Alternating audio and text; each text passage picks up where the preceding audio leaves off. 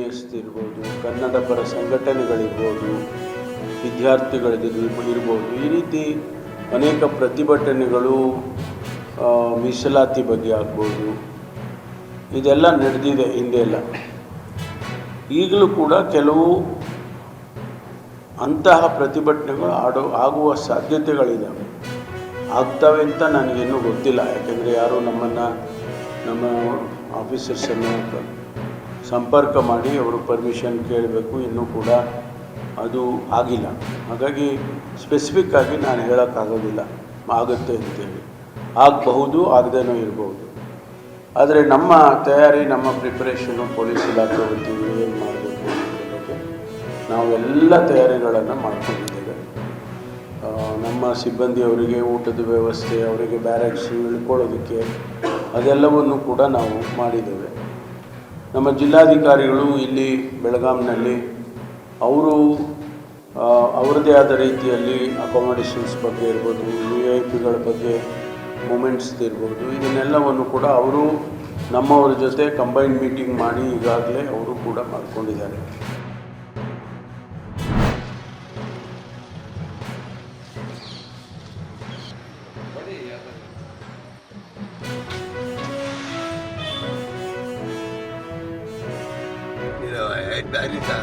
ಜಾಸ್ತಿ ಮಾಡ್ತೀವಿ.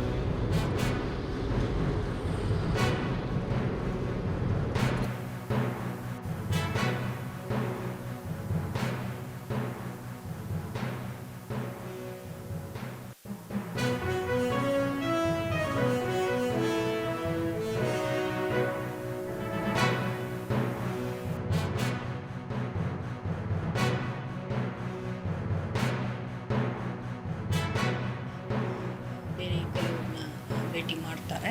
ಗೀತಾ ಮಂದಿರ ಏನು ಕಲ್ಲಿನ ಕೆತ್ತನೆಯಲ್ಲಿ ಗೀತೆನ ಕೆತ್ತನೆ ಮಾಡಿದ್ದಾರೆ, ಅದನ್ನು ಪೂರ್ತಿ ನೋಡಿ ಅದಾದ ನಂತರ ಒಂದು ಸ್ಟೇಜ್ ಪ್ರೋಗ್ರಾಮ್ ಇದೆ ಅಲ್ಲೇ ಮಠದ ಮುಂದೆ. ಆ ಸ್ಟೇಜ್ ಪ್ರೋಗ್ರಾಮಲ್ಲಿ ಕೋಟಿ ಕಂಠ ಗಾಯನ ನಡೀತಾ ಇರುತ್ತೆ. ಅಲ್ಲಿ ಅದರ ಜೊತೆ ಭಾಗವಹಿಸ್ತಾರೆ. ಮತ್ತು ಒಂದು ಸನ್ಮಾನ್ಯ ಪ್ರಧಾನಮಂತ್ರಿಗಳು ಮಾತಾಡ್ತಾರೆ ಅಲ್ಲಿ ಒಂದು ಸ್ಟೇಜ್ ಪ್ರೋಗ್ರಾಮಲ್ಲಿ. ಇದಾದ ನಂತರ ಅವರು ಇಲ್ಲಿಂದ ಮತ್ತೆ ಹೆಲಿಪ್ಯಾಡಿಗೆ ಹೋಗಿ, ಹೆಲಿಪ್ಯಾಡಿಂದ ಮಂಗಳೂರಿಗೆ ಹೋಗಿ ಮತ್ತೆ ಗೋವಾಗೆ ಹೋಗ್ತಾರೆ. ಹಾಂ, ಈಗಾಗಲೇ SPG ಅವರು ನಿನ್ನೆಯಿಂದ ನಮ್ಮ ಎಂಟೈರ್ ಪ್ರಿಪ್ರೇಷನ್ಸ್ನ ಚೆಕ್ ಮಾಡಿದ್ದಾರೆ. ಒಂದು ASL ಮೀಟಿಂಗ್ ಸಹ ಆಗಿದೆ. ಏನು ನಮ್ಮ ಸೆಕ್ಯೂರಿಟಿ ಬಗ್ಗೆ ಏನೇನು ಕ್ರಮಗಳು ಕೈಗೊಂಡಿದ್ದೀವಿ ಅದನ್ನೆಲ್ಲ ಅವರಿಗೆ ತಿಳಿಸಿದ್ದೀವಿ. ಅವ್ರದ್ದು ಒಂದು ಗೈಡೆನ್ಸಲ್ಲಿ ಸಂಪೂರ್ಣವಾದ ಭದ್ರತೆಯನ್ನು ಸನ್ಮಾನ್ಯ ಪ್ರಧಾನಮಂತ್ರಿಗಳಿಗೆ ನೀಡುವುದು, ನಮ್ಮ ಹೆಲಿಪ್ಯಾಡಿಂದ ರೋಡ್ ಶೋ ಆಗಲಿ ಅಥವಾ ಕೃಷ್ಣ ಮಠದಲ್ಲಿ, ಗೀತಾ ಮಂದಿರದಲ್ಲಿ ಹಾಗೂ ಪ್ರೋಗ್ರಾಮ್ ವೆನ್ಯೂನಲ್ಲಿ ಎಲ್ಲ ಸಕಲ ಸಿದ್ಧತೆಗಳನ್ನು ಮಾಡಿಕೊಂಡಿದೆ.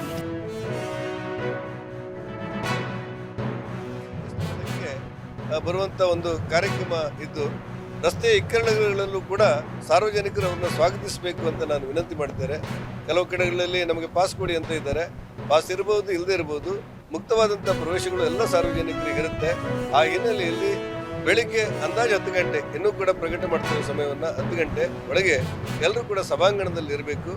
ಇಕ್ಕೆಲಗಳಲ್ಲಿ ರಸ್ತೆಯಲ್ಲಿರುವವರು ಅವರ ಬರುವ ಸಂದರ್ಭವನ್ನು ಗಮನದಲ್ಲಿ ಇಟ್ಕೊಂಡು ಬಂದು ಅವರಿಗೆ ಸ್ವಾಗತ ಮಾಡಬೇಕು. ಎಲ್ಲೆಲ್ಲೂ ಕೂಡ ಕೇಸರಿ ಧ್ವಜ ಹಾರಬೇಕು.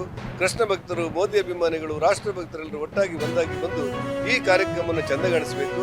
ಎಲ್ಲ ಇಡೀ ಉಡುಪಿಯೇ ಮತ್ತು ಅಕ್ಕಪಕ್ಕದಲ್ಲಿರುವಂಥ ಎಲ್ಲ ಜಿಲ್ಲೆಗಳಲ್ಲೂ ಕೂಡ ಜನ ಹರಿದು ಬರುವಂಥ ವಾತಾವರಣ ಇದೆ.